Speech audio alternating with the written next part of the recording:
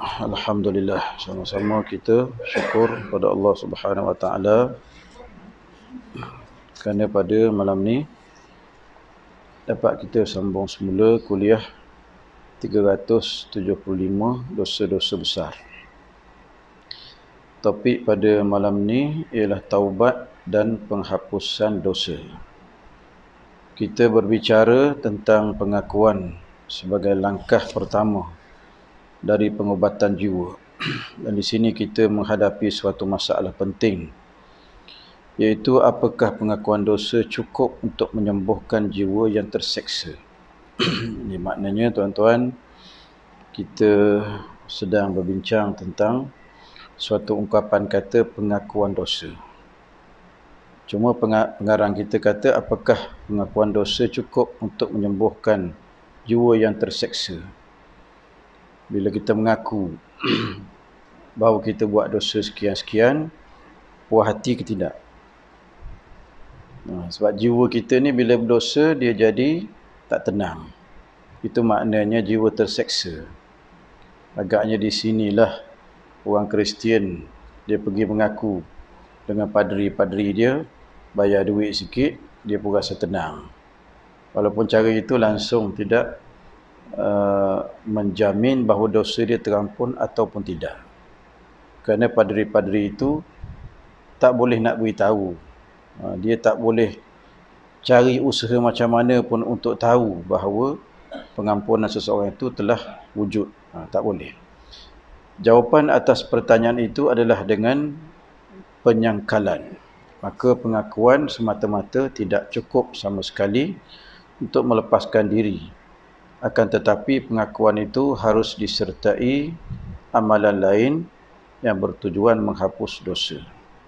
Atau dengan ungkapan lain, kembali kepada keutamaan. Ada persamaan antara kembali kepada keutamaan dengan taubat, kerana taubat adalah jalan masuk menuju ampunan. Jadi, apa yang disebut dalam perenggan ini, jawapan kepada pengakuan cukup sekadar pengakuan sahaja ke? Maka kata pengarang kita tidak cukup sama sekali. Akan tetapi pengakuan harus disertai amalan lain yang bertujuan menghapuskan dosa. Umpama beginilah tuan-tuan. Dalam ayat mengatakan idfa' billati hiya ahsan. Idfa' billati hiya ahsan. Maksudnya tolaklah sesuatu yang jahat itu dengan yang baik. Maksudnya kalau kita dah bertaubat, kita mengaku bahawa kita melakukan dosa ini, maka kita pun mengaku, yakni iktiraf di atas dosa-dosa kita lakukan, tapi kita tidak membuat sesuatu amalan yang boleh mengukuhkan pengakuan kita. Maka kita kena buat sesuatu untuk mengukuhkan lagi pengakuan kita. Seumpamanya yang berkaitan dengan dosa kita. Berkaitan dengan dosa kita sendiri. Kita mengaku kita buat dosa. Misalnya kita mencuri. Na'udzubillah tuan-tuan, ada orang mencuri. Maka dia mengiktiraf dosa dia, dia minta ampun dengan Allah Subhanahu Wa Taala, tapi dia kena kembalikan barang yang dicuri. Ataupun dia kena bayar nilai barang yang dicuri kepada tuan dia. Kalau barang itu dia telah jual contohnya, ataupun apa-apa cara saja barang tu dah tak ada, maka dia kena ganti barangan yang telah dicuri. Nilainya tu kena bayar. Barulah sempurna pengakuan itu. Itu maksudnya. Ada persamaan antara kembali kepada keutamaan dengan taubat. Kerana taubat adalah jalan masuk menuju ampunan. InsyaAllah dijelaskan. Taubat adalah salah satu cara menghapus dosa, sebagaimana ia adalah salah satu cara menyucikan jiwa dari dosa-dosa. Taubat, peranan taubat. Bila kita bertaubat kepada Allah Subhanahu Wa Taala, rasa saya lah dia tak berapa tak berapa sinonim, tak berapa sama 100% dengan pengakuan. Taubat dan pengakuan ni dia ada beza sikit, walaupun nampak jenisnya sama. Kalau sekadar pengakuan, maka dia tidak memenuhi ciri-ciri taubat. Bila taubat berlaku kepada seseorang, maka dia ada syarat-syaratnya. Dia kena taubatnya itu, dia kena tinggalkan seluruh dosa dia kena rasa menyesal, misalnya. Itu di antara syarat-syarat taubat. Kalau sekadar dikatakan pengakuan, tidak mencukupi. Maksudnya istilah pengakuan dengan taubat itu, dia dalam lagi taubat daripada sekadar pengakuan. Begitu. Kalau kita, contohnya kita ni tuan-tuan, katakanlah ada orang minta maaf. Dia kebetulan langgar kereta kita, dia kata, "Cik, minta maaf lah banyak-banyak." Jadi kita pun kata, minta maaf saja ke? Ini yang kemek ni macam mana, tak nak bayar ke? Contohnya kan. Jadi takkanlah minta maaf saja macam tu saja. Jadi kita kata, kena bayarlah. Benda yang boleh menyebabkan duit habis ni. Sebab saya kalau sekadar kata minta maaf, lupakanlah saja, ataupun minta maaf maksud sekadar itu saja.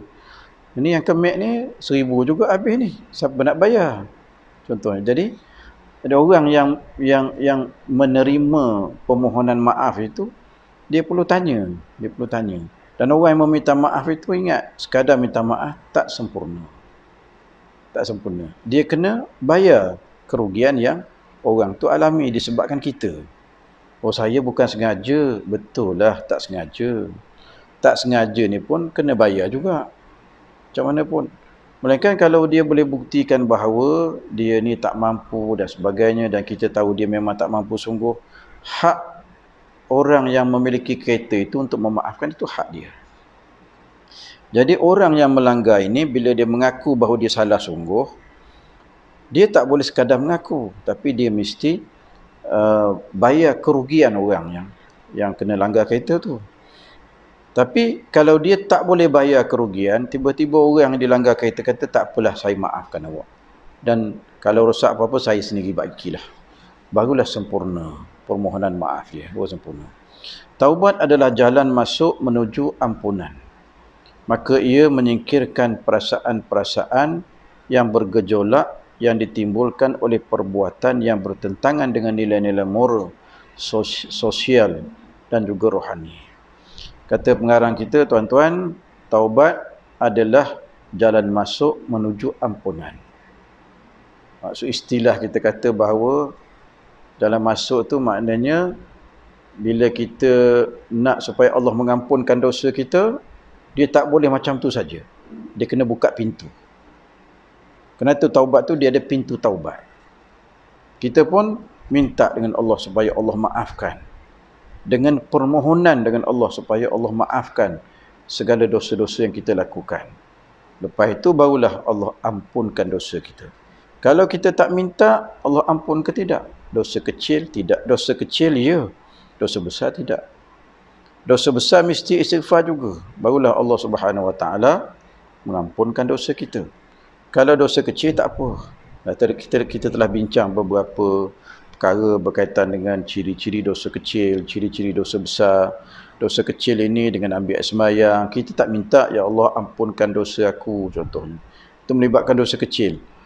Kalau kita tak minta pun, dosa kecil boleh dihapuskan dengan umpama kita bersembahyang, umpama kita ambil sembahyang, contohnya kita berzikir, misalnya begitu.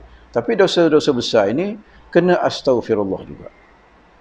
Kena mohon ampun juga atas dosa-dosa yang kita lakukan. Barulah Allah Subhanahu Wa Taala menerima ampunan, beri ampunan. Itu taubat itu ibaratnya kita nak faham bahawa kita mohon dengan Allah supaya Allah ampunkan dosa kita. Dengan itu, ampunan itu yang kita minta dengan Allah. Pengampunan di atas dosa kita itu barulah Allah berikan dengan sebab kita minta Allah ampunkan dosa kita.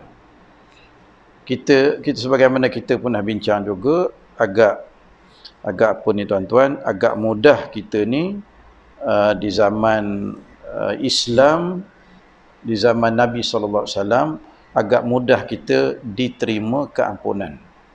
Sekadar kita astaghfirullahalazim, selepas itu kita tinggalkan dosa kita, kita menyesal dan kita tak nak balik semula dah ke atas perbuatan dosa itu, maka bila cukup syarat, Allah Subhanahu Wa Taala pun ampunkan dosa kita. Tetapi kalau bagi Bani Israel, tuan-tuan, tak selesai sekadar istighfar. malah istighfar Bani Israel bunuh diri masing-masing. Pernah kita sebut dalam kuliah kita yang lalu bahawa cara orang Yahudi bertaubat sangat dahsyat. Cara macam mana? Bila mereka nak taubat di atas dosa mereka, mereka mesti bunuh diri mereka sendiri. Berat tu tuan-tuan. Kalau kekal lagi syariat zaman Nabi Musa di zaman kita ni, nanyalah tuan-tuan. Macam mana ya? Ustaz Syukri tak datang malam ni, dia bunuh diri dah. Pasal apa nak bertaubat? Contohnya, jenuh tuan-tuan cari ustaz lah. Contohnya kan? Jadi kita zaman Islam bersama dengan Nabi SAW, orang yang bunuh diri dikira dosa besar. Dikira dosa besar. InsyaAllah. Ada satu mungkin saya boleh masuk dalam sisipan sikit ataupun nota kaki sikit. Ada seorang sahabat kepada Abu Tufai bin Amru. Sahabat dia, saya tak tahu namanya. Dia telah berhijrah daripada Mekah ke Madinah. Sampai di Madinah oleh kerana iklimnya berbeza banding dengan tempat dia di Daus atau Daus, satu kampung Daus. Bila dia berhijrah ke Madinah Al-Munawwarah, iklimnya berbeza. Memanglah iklim Madinah dengan Mekah berbeza. Jadi sejuknya memang sejuk sungguh di Madinah ni. Dia pun tak tahan. Dia pun telah melukakan ruas-ruas jarinya ni. Dia melukakan ruas-ruas jari ni sampai dia meninggal. Selepas itu tuan-tuan, dikhabarkan pada dia kepada Nabi SAW. Nabi doakan dia. Nabi doakan dia kesejahteraan dia. Apakah maksud di sini bahawa orang yang membunuh diri diampunkan dosa oleh Allah Subhanahu Wa Taala? Itu kita sebut tentang bunuh diri. Ya tuan-tuan, tapi kenapa Allah ampunkan dosa orang ni? Kerana dia melakukan hijrah. Walaupun dia telah melukakan jari dia sehingga membawa maut, membawa mati dia, oleh kerana dia orang yang berhijrah dan pahalanya sangat besar, sehingga kan usaha dia bunuh diri itu diampunkan oleh Allah Subhanahu Wa Taala. Itu ditulis oleh seorang ulama. Masya-Allah tuan-tuan, itu kelebihannya. Kenapa? Kerana dia buat satu usaha untuk menjaga agama dia. Menjaga agama dia. Cara macam mana? Cara dia berhijrah daripada Mekah ke Madinah untuk menjaga agamanya. Besarnya pahala orang yang berhijrah. Tuan-tuan. Itu topik yang pertama untuk malam ni. Seterusnya kita sambung pula ataupun kita mulakan topik taubat menurut Islam. Taubat menurut Islam, menurut bahasa berarti kembali, dan taubat adalah sifat yang dikatakan kepada Tuhan dan manusia. Apa yang dikatakan taubat ini berarti kembali, dan taubat adalah sifat yang dikatakan kepada Tuhan dan juga manusia. Sifat taubat kepada manusia memohon ampun, memohon taubat. Manakala sifat taubat yang ada pada Tuhan, pada Allah, menerima taubat. Gitu juga. Ataupun boleh kita kata Allah mencetuskan dalam diri dia itu untuk memohon ampun dengan Allah Subhanahu Wa Taala. Maksudnya tuan-tuan, bila kita nak minta ampun di atas dosa kita, keinginan nak minta ampun itu pun dicetuskan oleh Allah Subhanahu Wa Taala. Kenapa? Kerana kita lihat ramai manusia di atas muka bumi ini, dia berdosa besar lagi, tapi dia tak teringin nak bertaubat pada Allah Subhanahu Wa Taala. Kenapa? Kerana Allah tidak mencetuskan dalam hati dia untuk bertaubat. Semuanya adalah milik Allah Subhanahu Wa Taala. Kalau Allah kasih pada seseorang, maka Allah akan mencetuskan dalam hati dia untuk bertaubat pada Allah Subhanahu Wa Taala. Apabila dikatakan si fulan bertaubat kepada Allah, maka itu berarti ia kembali kepada Allah. Maksud kembali kerana dia telah pergi satu jalan yang dia tak kenal, maknanya jalan sesat. Bila dia buat dosa, dia menempuh jalan sesat. Maka bila dia bertaubat, dia kembali pada Allah. Itu maksudnya. Itu maksudnya kembali pada Allah. Dengan maksud taubat. Kerana setiap orang berdosa berarti ia lari dari rahmatnya, maka meninggalkan dosa-dosa oleh manusia berarti kembali kepada Allah Subhanahu Wa Taala. Bila kita buat dosa, kita telah melarikan diri daripada rahmat Allah. Begitu tuan-tuan. Sebab itu ramai orang yang berdosa, Allah tarik nikmat yang dia miliki ataupun yang Allah beri pada dia. Dia berdosa saja, Allah tarik nikmat. Tapi Allah Subhanahu Wa Taala, sebagaimana kata Sayyidina Umar Al-Khattab radhiyallahu anhu, selagi mana manusia itu bila dia berdosa, Allah tidak menarik nikmat Islam daripada diri dia, maka dia masih berpeluang besar untuk menerima nikmat-nikmat yang daripada Allah Subhanahu Wa Taala. Maksud saya begini, yang kata Sayyidina Umar, bila kita ni melakukan dosa, Allah tak tarik semua nikmat yang diberinya pada kita. Tak begitu. Tengok tuan-tuan, kita buat dosa, apakah Allah tarik penglihatan kita? Tak. Apabila kita buat dosa, apakah Allah jadikan kita pekak sebab kita berdosa? Tak. Tak begitu, tuan-tuan. Maksudnya nikmat Allah tu. Tapi jangan lupa apa yang kita sebut di sini, bahawa si fulan ini ataupun seseorang ini, bila dia berdosa, dia sedang melarikan diri dia daripada rahmat Allah. Bila dia bertaubat, dia kembali kepada Allah Subhanahu Wa Taala. Jadi tuan-tuan, rakan-rakan sekalian, kita dapati bahawa kalau seseorang itu tidak bertaubat, maka perlahan demi perlahan rahmat Allah akan meninggalkan dia. Sebelum rahmat itu sempurna meninggalkan dia, tiba-tiba dia bertaubat, maka rahmat itu akan kekal bersama dengan dia.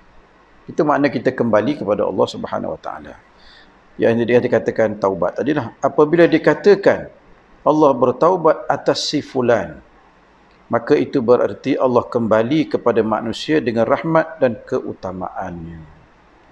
Bukannya maksud Allah bertaubat. Bukan, Allah tidak bertaubat. Manusia yang bertaubat. Tapi kedua-duanya guna kalimah taubat. Tadi manusia bila dia bertaubat, dia kembali kepada Allah. Maksud dia mohon supaya Allah kembalikan rahmat pada dia. Bila Allah bertaubat atas si fulan, maka ia berarti Allah kembali kepada manusia dengan rahmat dan keutamaannya. Kalau manusia kembali pada Allah, maknanya dia bertaubat di atas dosa dia. Tapi kalau Allah dikatakan bertaubat, maka Allah Subhanahu Wa Taala kembali kepada manusia dengan erti membawa semula rahmatnya kepada manusia. Kedua-duanya bermakna kembali. Tapi kembali Allah ini dengan kembali manusia, caranya berbeza. Begitu. Saya ulang balik tuan-tuan, seseorang itu bila dia berdosa, maka dia jauhkan rahmat Allah. Maka bila dia bertaubat, dia kembali kepada Allah. Maksudnya, dia mohon dengan Allah supaya dikembalikan rahmat Allah kepadanya. Bila Allah Subhanahu Wa Taala bertaubat di atas si fulan, maknanya Allah Subhanahu Wa Taala kembalikan semula rahmat kepada si fulan ataupun kepada seseorang. Dalam taubat, haruslah manusia meninggalkan dosa dan menyesali dosa yang lalu, serta bertekad untuk tidak kembali berbuat seperti itu lagi selamanya. Maksudnya, kalau kita kata taubat, haruslah manusia yang pertama meninggalkan dosa, yang kedua menyesali dosa yang lalu, yang ketiga serta bertekad untuk tidak kembali melakukan dosa yang sama. Yang pertama tuan-tuan, meninggalkan dosa. Yang kedua, menyesali di atas dosa yang dilakukan. Yang ketiga, bertekad, berazam untuk tidak kembali kepada dosa yang dilakukan. Sebagaimana yang kita selalu lagukan, tubna ilallah wa raja'na ilallah. Itu ada sama-sama lagi lah tuan-tuan. Itu di antara nasyid yang kita laungkan ataupun yang kita kumandangkan. Cantik sebenarnya tu, tapi mungkin di kalangan kita kadang-kadang tak faham dia sebut apa. Nyanyi sedap tapi tak faham.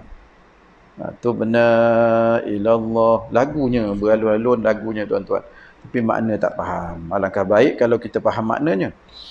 Jadi itu 3 syarat taubat, barulah tidak dinamakan semata-mata pengakuan.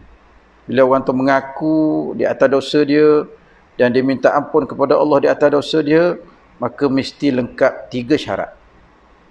Meninggalkan dosa, menyesali di atas dosa, berazam atau bertekad untuk tidak kembali kepada dosa yang dilakukan.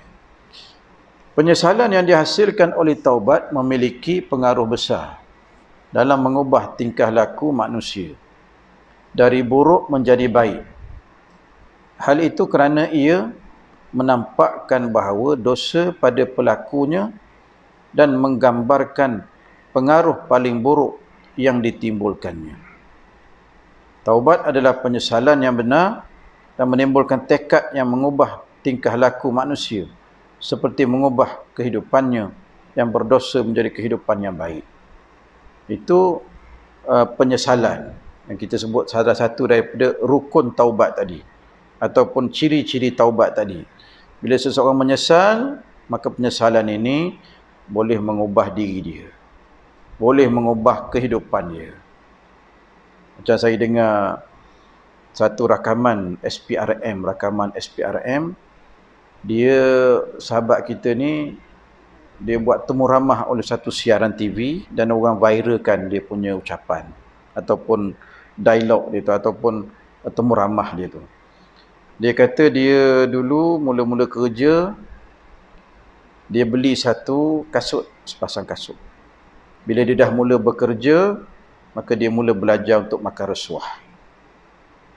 Kata dia, agak lama dia makan rasuah, dan kalau dia ambil rasuah, kocik kanan dia letak kocik gaji dia, belah kiri dia letak duit rasuah. Kalau isteri minta duit, dia beri duit gaji. Kalau anak minta duit, dia beri duit gaji. Mak ayah minta, dia beri duit gaji. Tapi kadang-kadang dia terlupa, yang belah kiri ni rasuah, yang belah kanannya duit gaji, duit halal, dia terlupa. Dia beri makan pada isterinya duit rasuah. Itu istilah dia pakailah. Akhirnya bercampur duit gaji dengan duit rasuah, kata dia. Lalu bila dia ditangkap oleh SPRM, tuan-tuan, dia kata benda pertama yang saya cuba bertaubat bila masuk penjara SPRM ni, dia cuba bertaubat kepada Allah Subhanahu Wa Taala. Dia cuba bertaubat, dia cuba baca Quran. Kata sangat mengejut, sangat terkejut saya tak boleh baca Alif Lam Mim seminggu. Kata. Tak boleh sebut Alif Lam Mim seminggu. Lidah jadi keras, keras jadi lidah. Tak boleh sebut Alif Lam Mim, tak boleh sebut. Subhanallah, tuan-tuan. Dah tu dia kata Allah beri ujian pada dia, dia ambil duit rasuah ni, dia ada 50 pasang kasut. Kita punya banyak duit dia, 50 pasang kasut. 2 pasang kasut, kasut pertama, kasut yang dibeli dengan gaji pertama. Kasut kedua, hadiah masa mahar tu, akad masa hantaran. Itu 2 pasang kasut. Yang 48 lagi semua duit rasuah dia beli. Dia kata dia bungkus kasut dia dengan keadaan yang baik, dia jaga baik, dia bungkus dengan kain, dia bungkus dengan surat khabar. Tapi satu hari bila dia cek kasut dia, ke-48 kasut semua dimakan oleh anai-anai. Yang 2 tu yang saya beli dengan yang halal itu sahaja yang selamat. Tak dimakan oleh anai-anai. Allah uji dia. Dengan cara itu, Allah menolong dia untuk mengiktiraf dosa dia dan dia menyesal di atas dosa dia. Bila dia menyesal, penyesalan ini yang kita perlukan. Kerana penyesalan itu menyebabkan merubah hidup dia, merubah benda-benda haram itu, dia nyah keluarkan dan dikekal dengan duit yang halal, maka penyesalan itu boleh menentukan ketenangan kehidupan dia akan datang. Itu penting, dosa itu perlu ada penyesalan. Kalau tak ada satu rukun penting penyesalan di atas dosa, maka orang tu akan kembali melakukan semula dosa itu. Jadi dia sebenarnya langsung tidak bertaubat. Kalau dia tak ada satu ciri penting, satu rukun penting, itu menyesal. Dia tak ada yang itu, tak boleh sama sekali. Tak sah taubat dia. Oleh kerana ini Nabi SAW bersabda, penyesalan itu adalah taubat. riwayat Ibnu Majah. Kata Nabi SAW, penyesalan itu adalah taubat. Tak ada penyesalan, tiada taubat. Taubat itu wajib atas setiap orang yang berdosa dan takut kepada Allah serta hari akhirat ataupun kiamat. Jadi taubat itu dia bukan sunat hukum dia. Dia bukan harus hukum dia. Dia wajib bagi setiap orang yang takut kepada Allah. Kenapa sebut begitu tuan-tuan? Kerana dosa itu boleh menjadikan dia sebagai ahli neraka. Bila jadi ahli neraka, patut kita takut masuk neraka. Kenapa takut masuk neraka? Allah tempat azab, tuan-tuan. Tempat azab Allah. Patut kita rasa takut. Manusia ni kadang-kadang dia gedebel tak menentu, tuan-tuan. Dia samsing tak menentu. Tak apalah, aku tak bertaubat pun. Orang ajak bertaubat, tak apalah. Kubur engkau, kubur aku. Kalau aku kena seksa, bukan kena kat engkau. Tak betul tu, tuan-tuan. Tak betul. Pendapat dia tak betul. Sebab ada satu kisah dalam buku tajuk Ruh. Tajuk buku Ruh Ibnu Qayyim Al-Jauzi menyebutkan bahawa ada dua orang perempuan, seorang penggali kubur. Penggali kubur ni dia sedang gali kubur. Setelah selesai gali kuburnya, dia pun tersandar pada tanah-tanah yang dia gali tadi tu dan terlena. Masa terlena, datang dua orang perempuan dalam mimpi dia. Dia kata, "Tuan, nanti kalau jenazah yang nak ditanam di sini datang, Tuan boleh ke tidak jenazahnya jangan ditanam di sini, tempat lubang kubur yang Tuan gali tu jangan tanam kat sini. Sebab dia nanti mengganggu kami. Kuburkan di tempat lain, jauh sikit daripada kami," kata dua orang. Jadi setelah itu, dua orang ni pun, tuan-tuan, orang yang gali kubur ni terkejut daripada mimpi.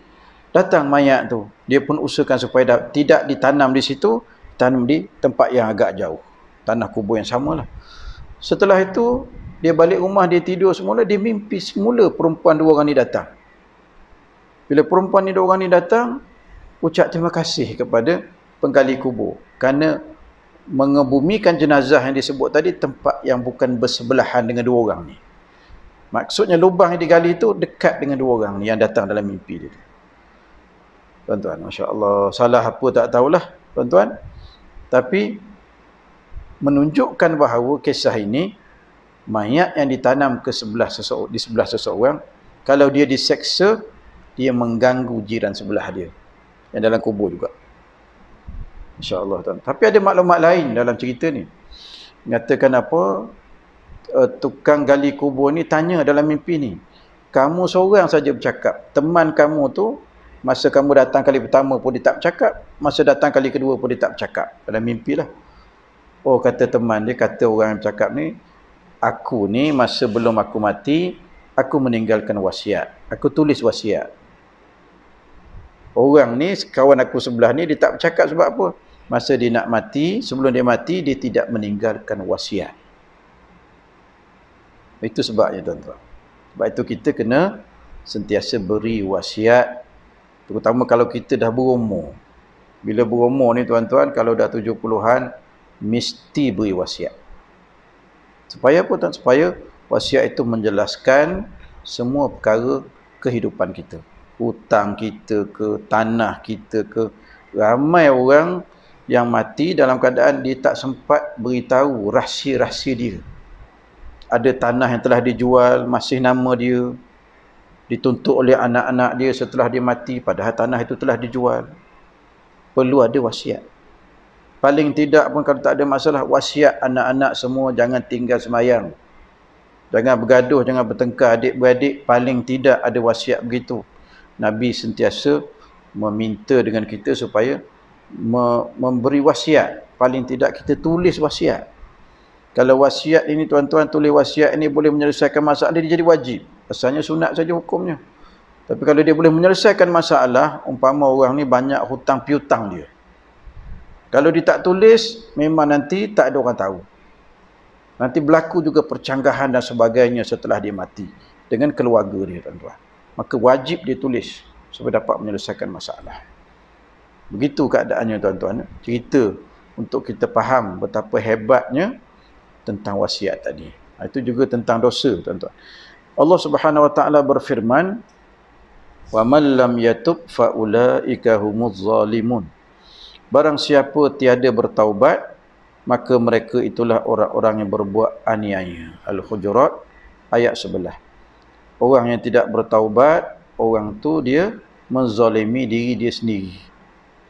Taubat itu untuk siapa? Bukan untuk Allah, tuan-tuan. Allah hanya beri ampunan.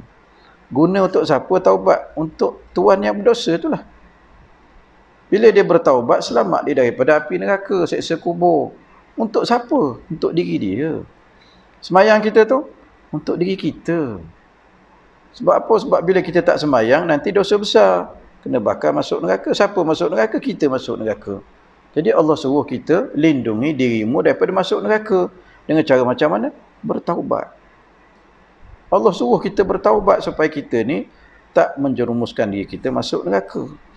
Allah membahagi orang-orang berdosa menjadi orang yang bertaubat dan berbuat aniaya, dan tidak ada bahagian ketiga, serta menjadikan orang yang tidak bertaubat sebagai zalim, orang yang berbuat aniaya. Allah menyuruh semua orang beriman agar bertaubat dengan menjanjikan keuntungan bagi mereka. Allah beritahu pada mereka. Ayat Allah Subhanahu wa taala berfirman, "Wa tubu ilallahi jami'a ayyuhal mu'minun la'allakum tuflihun." Artinya bertaubatlah kamu sekalian kepada Allah, wahai orang-orang beriman, moga kamu bahagia.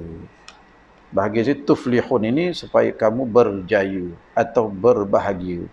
Sebab apa suruh bertaubat? Tubuh tu supaya kamu tu berbahagia. Berbahagia di mana? Ketika masuk kubur, ketika pergi padang mahsyar, bangkit di hari mahsyar, supaya kamu berbahagia. Apa makna bahagia? Selamat daripada seksa kubur, selamat daripada seksa api neraka. Jadi berbahagialah orang yang selamat daripada azab kubur dan juga azab neraka. Insya-Allah, tuan-tuan. Mudah-mudahan kita semua diampuni segala dosanya, dosa kita oleh Allah Subhanahu wa taala, dan dilindungi daripada azab kubur dan juga neraka. Wallahu a'lam. Allahumma aghrina bil ilmi wa zina bil hilmi wa akrimna bit taqwa wa jamilna bil afiyah. Wa sallallahu ala sayidina Muhammadin wa ala alihi wa sahbihi wa baraka wa sallam. Walhamdulillahi rabbil alamin.